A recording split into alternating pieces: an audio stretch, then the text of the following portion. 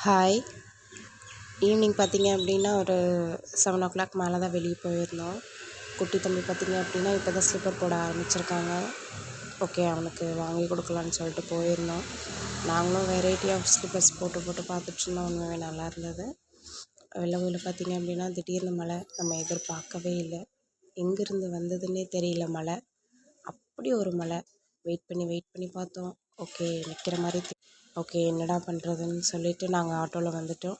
அவர் வண்டியில் வந்துட்டுருந்தார். வீட்டுக்கு வந்ததுக்கப்புறம் 2 குட்டீஸையும் சாப்பிட வச்சு தூங்க வச்சுட்டு, ஓகே மெஹந்தியாவது போட்டுக்கலான்னு சொல்லி நைட்டு உட்காந்து மெஹந்தி போட்டுக்கிட்டேன். எப்பயுமே எனக்கு நானே தான் போட்டுப்பேன்.